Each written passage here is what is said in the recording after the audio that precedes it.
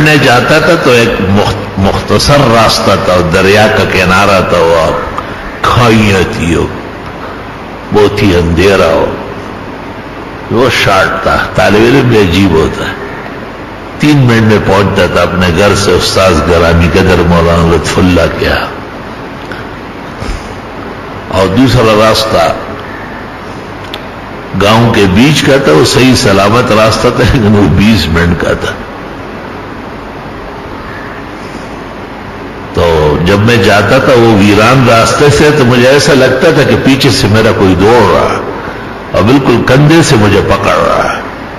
تو میں نے والدہ کو کہا، والدہ صاحبہ نے کہا یہ آپ کے استاذ وہ دیوبند پاس ہے.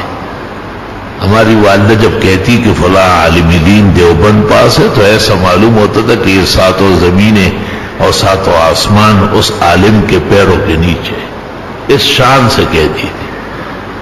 خون کے اندر ہماری سرشت میں میری والدہ کے اس جملے نے دیوبندیت رچا دی. بالکل ویرا خود دیوبند پاس راغلے کر دا خو باغت ویل غواړي دا خدا غم صلی دا خود زمونږ نه. میں نے حضرت اقدس حضرت الاستاذ کو ایک مناسب موقع پہ کہا کہ میں دریا کے کنارے آتا ہوں تو آپ کے یہاں تکبیر شروع ہو جاتی، میں جماعت پہ پہنچ جاتا. حالانکہ ایسا کبھی بھی نہیں ہوا، میں اذان کے ساتھ ہی جاتا تھا. مثال دی حضرت کو. تو حضرت نے پوچھا کہ گاؤں سے نہیں آ سکتے ہو؟ میں نے کہا حضرت بہت طویل راستہ ہے.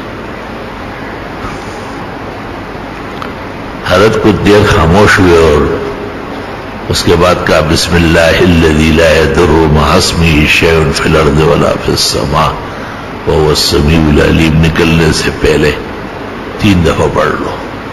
حالانکہ میں پہلے سے پڑھتا تھا لیکن اللہ کا فضل و احسان تھا کہ ایسا گستاخ اور بے ادب نہیں تھا کہ استاذ کو جی میں یہ تو پڑھتا ہوں. جیسے اس زمانے کے گستاخ بے ادب پیدا ہوئے. اب عمل دیں گے وہ کہے گا یہ تو میں کر ہی رہا ہوں. تو کر ہی رہا ہے تو یار کیا بیچ رہا ہے. میں چپ رہا اور میں نے شروع کر دیا. اب جو پڑھنے لگا تو طاقت اور تھی. وہ دن ہوا، آج کا دن ہوا، مخلوق کا خوف جانتا بھی نہیں کہ وہ ہوتی کیا ہے. ایک سینے میں ایک خوف جمع ہوتا ہے، وہ اللہ کا ہے. نہ جن کا ہو، نہ انس کا ہو، نہ دیو کا ہو، نہ پری کا ہو، نہ اپنے کا ہو، نہ پرائے.